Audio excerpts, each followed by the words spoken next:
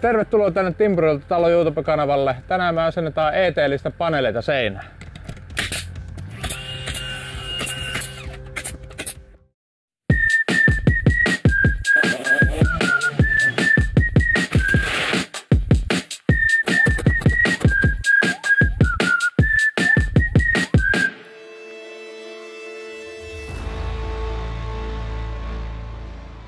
Eli tää tuote, mitä tällä hetkellä asennetaan, niin tää on haapaa. Tää on 15 mm vahvaa, 120 korkeata, leveitä, miten se nyt haluaa tulkita. Mutta hyötyleveys on 11 senttiä, eli 11 senttiä aina yksi paneeli peittää. Ja tää on puuvalmista, eli tähän käytännössä pitää vetää jonkinlainen pinnoite, koska toi on erittäin herkkä likaantumaan. Niin pitää katsoa, että paneloimisessa olisi kädet suurin piirtein puhtaat. Asiakas ei halua tonne sormenjälkiin valmiiksi. Työkaluina meillä tähän hommaan tietenkin Paslode perus viimeistelynaulain 1.2 naulaa ampuu, tää on IM50. Ihan perus ollut monissa videoissa mukana. Ja täällä kans tuttu luotettava kumppani. Osaako vieläkään lausua? Hauptblood. No, kukin lukekoon siitä sitä itse. Mutta tosissaan täällä on rakennettu Big Brother saunat ja itse asiassa en tiedä tällä vai kahdella muulla vastaavalla laitteilla, joita meillä on firmassa. Että tosi näppärä, ohut kärki, ampuu leveätä hakasta, niin sitten kestää muun muassa saunatiloissakin ja ei halkaise paneeliin, pystyy ampuu puuta ja MDF. Tosi näppärä ja käytännöllinen. Hakasia tosissaan 11 mm jotain selkä, leveys ja sitten tää on 20 mm pitkiä. Sen takia ei nyt käytetään pidempää, kun ei tarvitse, koska meillä on kuitenkin tuossa 2.2 lauta ja sitten meillä tulee tosta paneelista uppouma suurin piirtein tommonen 4 milliä, niin ne ei varmastikaan riko sitten höyrysulkuun. Ja syy minkä takia me nyt paneloidaan tää eka seinä täältä pois, koska tähän tulee epäsuora LED-valonauha tänne ylös, niin käytännössä me halutaan, että tää menee tonne ylös asti, jonka jälkeen kun sähkäri tulee asettaa meille se LED-kiskon tonne, niin sit päästään paneloimaan sitä vasten, että se jää sinne niin sanotusti koloseen väliin. Ja sen jälkeen me päästään paneloimaan sitten nämä muut seinät täältä ympäriltä. Minkä takia mä laitan tämmösen pikkusoiro tänne alkuun, jotta tuonne toiseen päähän tulisi suurin piirtein samanlainen soiro. Tästä tosissaan aluksi mitataan aina se, että kuinka leveä se koko seinä on, että se olisi tosi ruman näköinen, jos tässä päässä olisi täyslauta ja tonne tulisi sitten semmonen pikkusoiro. Se, että kukaan ei tule mittaamaan, että onko sulla sentin leveämpi soiro tässä päässä kuin tossa, mutta se, että sen näkee kyllä pitkälle jo silmällä, jos se on ero merkittävä. Ja etenkin tämmöisessä seinässä, kun se tulee epäsuoraa valoa, niin tää tulee kiinnittää tätä koko tuvan huomioon.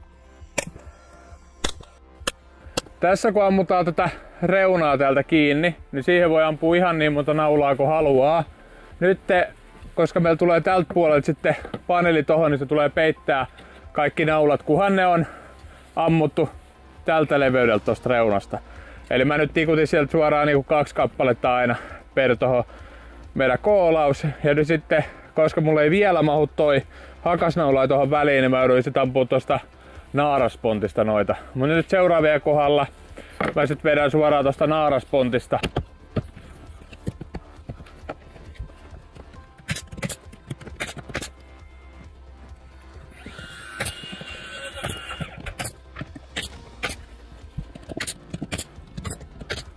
Tämmöisessä tilanteessa, kun tehdään vanhaa rakennusta, niin siellä saattaa seinät olla mutkalla. Niin välttämättä se passi ei ole se ainut oikea ratkaisu, vaan joudutaan monesti katsoa se passin ja silmän niin kuin se puoliväli, jotta sitten saadaan tehtyä lopputuloksesta hyvää. Että älkää pitäkö passina ainoana totena, että sillä voi saada todella hirveitä ratkaisuja aikaiseksi.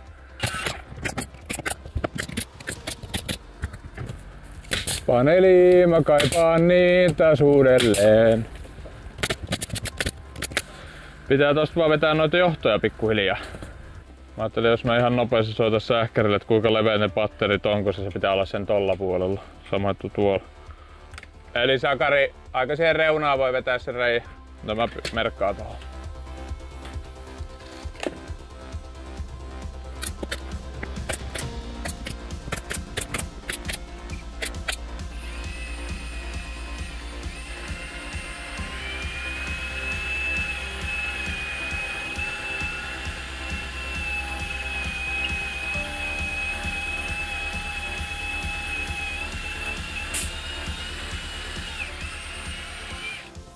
No nyt sulla on metristä sähkömiehelle piu.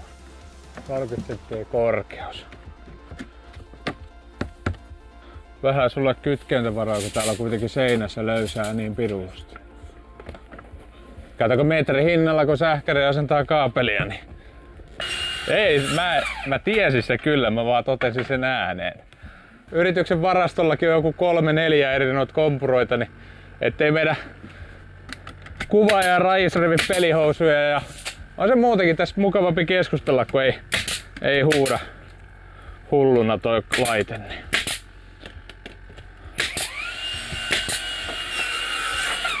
Pitäis vaan laittaa Senkolle viestiä, että jos tosta sais vähän isomman versio kenties kokeiluun joskus. Että toihan on ihan hyvä tämmöseen pikku finistelyyn justiinsa hakasnaulaimelle ja viimeistelynaulaimelle ja tämmöselle, mut sitten jos tarvitte jotain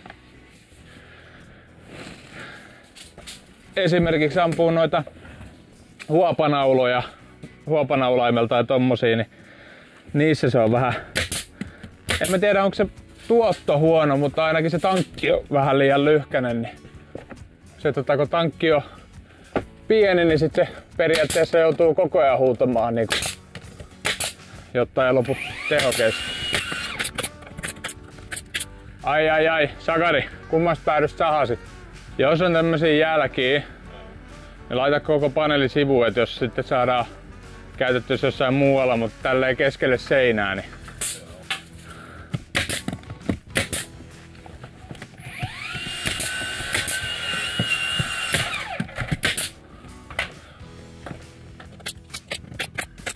nyt voi kyllä ihan aidosti sanoa, että menee kivasti ponttia ja on kiva asento. Toisin kuin nimeltä mainitsemattomassa TV-ohjelmassa, jossa jouduin mennä joskus sanomaan semmosesta paneelista, josta en tykännyt yhtään, niin onneksi sitä ei näytetty telkkarissa. Mutta ei vitsi, kattokaa nyt, kuinka nätistä se uppoo sinne. Ei tarvitse hakata tai vääntää tai muutenkaan ilveillä. Tässä jos tämän paneelin kanssa tekee jotain mokia, niin ei voi muuta syyttää kuin itteen.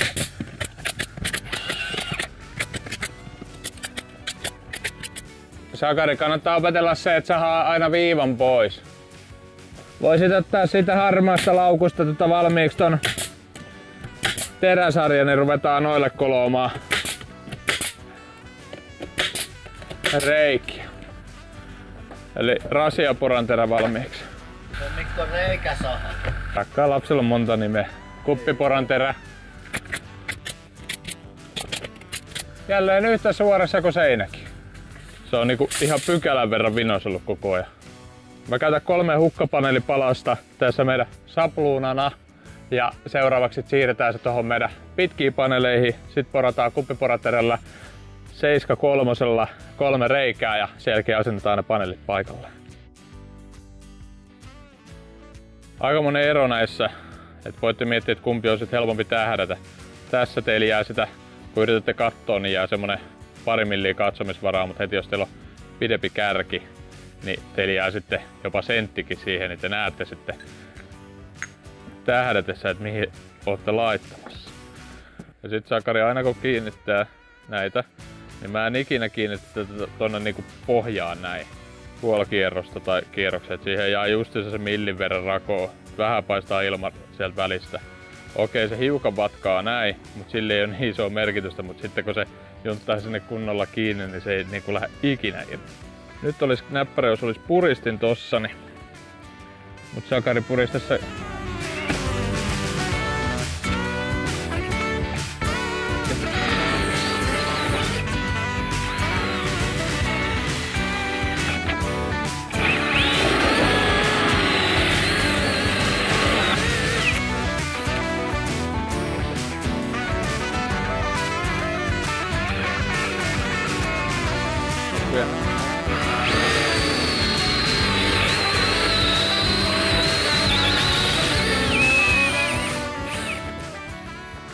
Nyt jos on haasteita asettaa paikallaan, niin tästä on mahdollisuus myös ottaa tästä välikohtia pois, kun tähän tulee kuitenkin sitten väliritilät, eli noin voi sitten halutessaan vaikka ottaa pistosahalla siitä Tai vaikka multikutterilla, niin on vähän enemmän tilaa asentaa.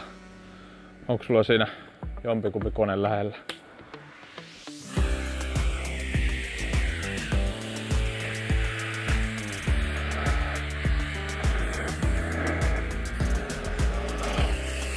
Nyt joku kysyy sieltä, että minkä takia mä sahasin alakautta, niin syy on yksinkertainen, että jos mä vedän tuosta päältä tällä koneella, niin tää on saanut jo sen verran isku, että tää on tämmönen karhea jo käsille, että tähän olisi pitänyt teipata jollain ennen kuin voi päältä rupea sahaamaan. Jännitys tiivistyy. Sanoisin, että melko hyvää. Mites yläreuna? Siis pienimmillään ne pistorasioiden kuoret on ihan semmosia ympyröitä, että siinä ei tuu kuin semmonen 2-3 milliä puolellensa. Et etenkin tämmöisessä mökkikohteessa semmoset vanhan ajan designilla olevat valaisin pistorasiat ja sitten katkaisimet on tullut muotiin. Ne valokatkaisemet on semmoset, siinä on semmonen klipsi, jota nostetaan ylös tai alas. Tai semmonen painonappi, mutta joka on semmonen niinku sentin leveä ja 5 senttiä korkea.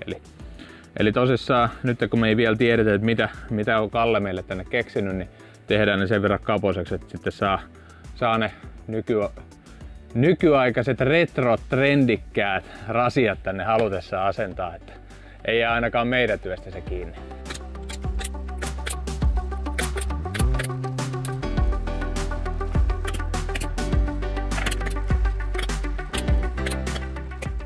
Koska sehän ei mene tonne ponttiin tosta kiinni, koska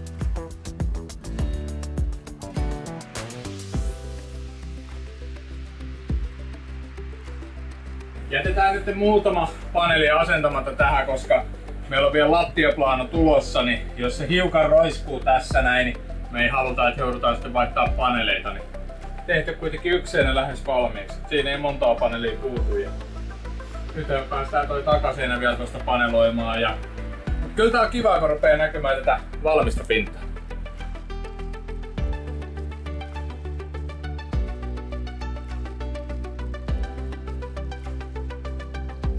Hyvää pätkää, hyvää pätkää!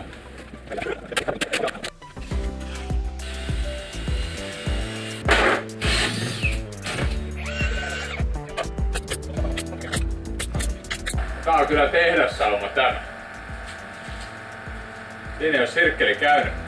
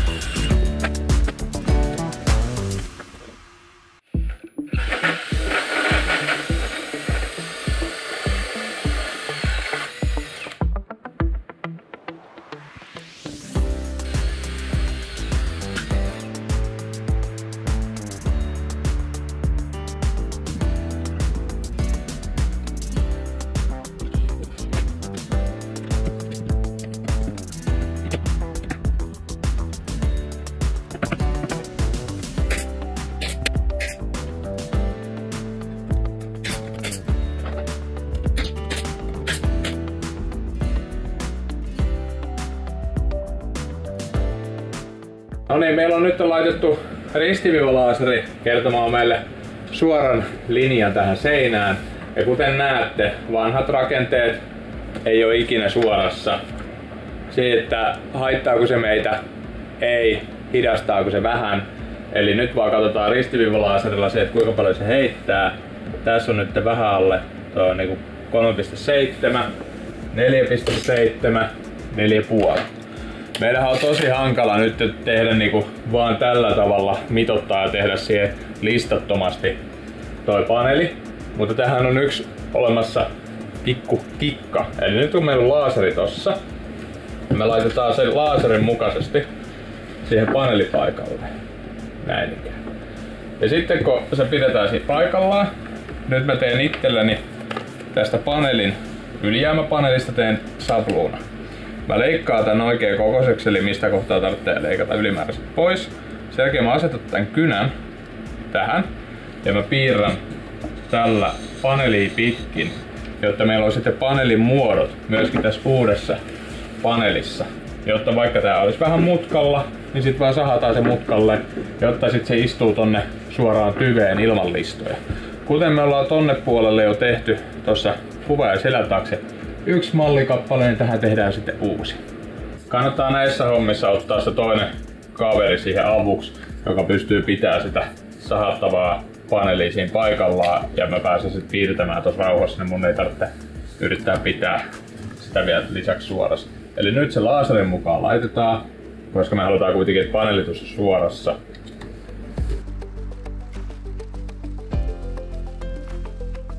Mikäli viiva jää ihan vähän näkyville, niin saadaan vaikka hiekkapaperi pyöräytettyä siitä pois.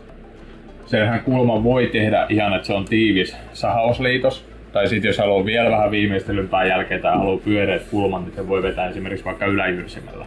Meillä on tämmöistä modernia paneelia, joka on aika kulmikasta, niin me vedetään se suoraan tonne kiinni. Se sopii mun mielestä vähän paremmin, mutta jos olisi semmoista pyöreitä paneelia, kuten tää kattopaneeli, jolla paneloisi seinään, niin niiden kohdalla taas pyöristetyt nurkat näyttää pykälän verran siistimmältä. Ja pyöristetyissä nurkissa on lisäksi se puoli, että niitä ei tarvitse sahata niin tarkalleen, koska se jää varjoon se nurkan pieli, niin silloin sitä ei niin helposti huomaa, vaikka teillä olisi millirako siellä, koska se jää varjon taakse.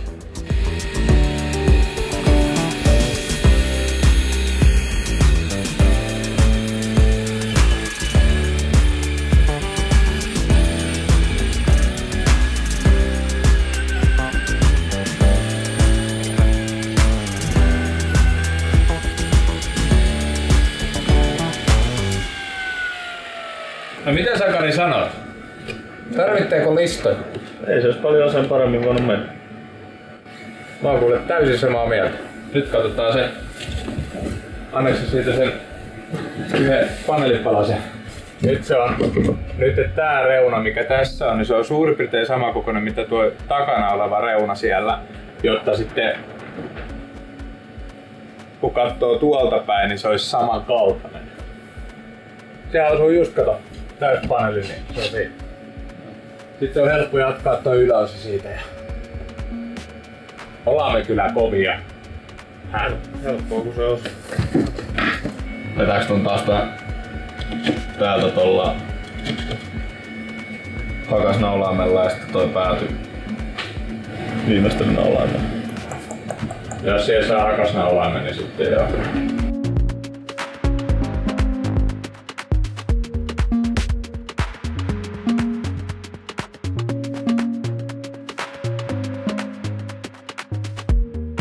Näiden koirasioiden mitoituksessa kannattaa käyttää näitä hukkapalasia. Nämä hukkapalaset on tosi näppäriä, kun nämä laitetaan tuonne pontin sisään. Sen jälkeen kun ne on pontissa tiukasti kiinni, niin pystytään mitottaa se paikka tähän hukkapalaseen. Nyt kun hukkapalanen siirretään meidän paneelin päälle, niin me saadaan siihen merkattua, että missä kohtaa se on. Jos me lähdetään mitalla ottamaan, niin meidän pitää huomioida aina kaikki, että kuinka paljon se menee sinne pontin sisään, etc. Niin mä käytän sen takia aina näitä hukkapalasia tähän mitoitukseen. Ja viimeiset paneelin aika. Katsotaan mahtuuko näpit väliin.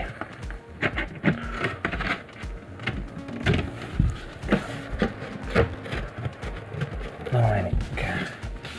Katsotaan aluksi koko matkalta ponttiin ja noin. Sinne sujahti.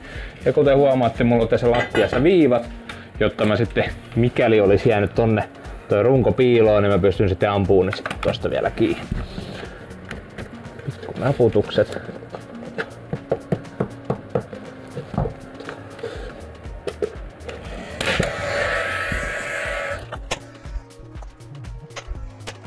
Sitten jätettiin parhaat palat viimeiseksi, eli Kallen suunnittelema sängyn pääty. Tähän yläosaan tulee tätä sormipaneelia valkosta pystyy ja alaosaan vaakaa. Me tehtiin tähän 15 sentin korotus tänne reunaan, kun tähän on tullut myöskin yöpöytä päälle. johon sitten tulee epäsuoraa valoa myöskin alaspäin ja ylöspäin sitten osoittaa näihin paneeleihin. Toi yläpuoli nyt on helppo, koska siinä tehdään vain 116 pitkää, eli nämä on kaikki leikattu valmiiksi. Eli käytännössä ylhäälle ei listoja jälleen kerran, sivuille ei listoja, alapuolella kun tulee lankku, niin nämä sitten alapuolet, mikäli sinne jää pari millin rako, niin ei ole mitään merkitystä, että se saadaan sinne piiloon. Mutta tää alaosa on sitten toinen tarina, siihen joudutaan aika tarkkaan nyt mitottaa, koska tämähän tehdään käytännössä samalla tavalla, miten te näitte tuossa viime videossa kattopaneeliasennusta. Eli tää mitotetaan kans millin tarkasti laseretäisyysmittarilla, pitää vaan katsoa, että se on oikeasta päin laserit toiminnassa, että ei käy sitä samaa palkkivirhettä enää uudestaan. Ja sitten paneloidaan tonne alas asti ja sen takia me lähdetään aina näissä vaakapaneloinnissakin ylhäältä tulemaan alaspäin, koska me ammutaan aina naarasponttiin kiinni ja myöskin se, että meillä alhaalla ei ole mitään väliä, mikä kokoinen palanen sinne tulee. Eli vaikka sinne tulisi 5 senttinen, sinne tulee kuitenkin lista, joka peittää se on helppo asentaa siihen. Mutta jos me lähdettäisiin alhaalta ylöspäin paneloimaan, niin silloin meillä mahdollisesti sinne loppuun jäisi sitten pikku palane, puhumattakaan sitten siinä, että meidän pitää saada taitettua se paneeli sinne paikalleen, niin sitten tulisi ruman näköinen, jos se jättää tuonne ylös. Siksi ylhäältä alaspäin, koska yläreuna pitää saada siistiksi, alhaalle tulee joka tapauksessa lattialistat, koska vinyyli vaatii se elämisvara. Toivotaan, että saadaan ensimmäisellä onnistumaan, kun tätä paneelia meillä ei vissiin hirveästi ole ylimääräistä. Ei sitä kauheasti joo. Tärkeintä tässä on, että me ei saada päästää näitä avautumaan, kun sitä porotaan 2 paneeli. Hetken poroa vähän vinoa, että saataisiin siihen.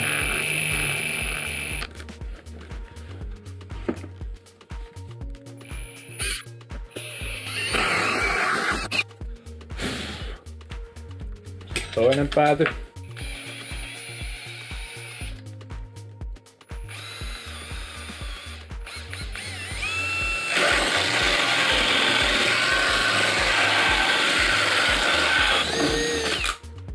Kato se pääty sieltä.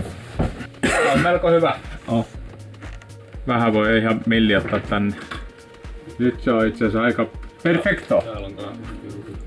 Joo, mutta pitää ottaa vielä kato irti, että naudataan tuo ylempi aluksi.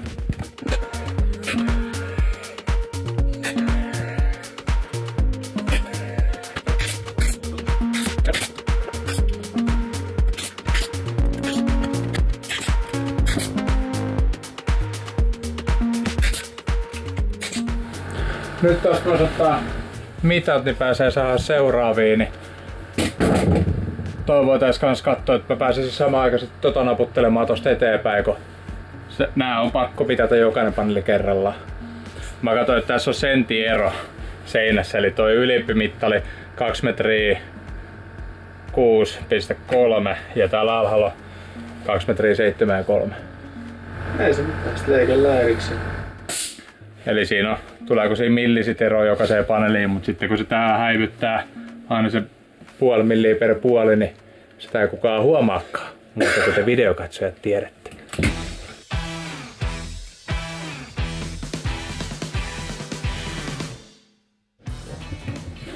No niin, se on valmis.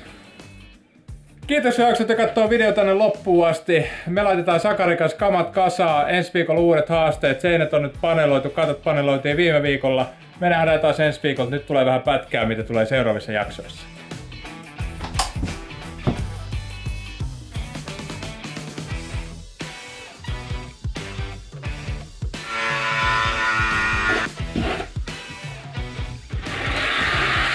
Jännitys tiivistyy.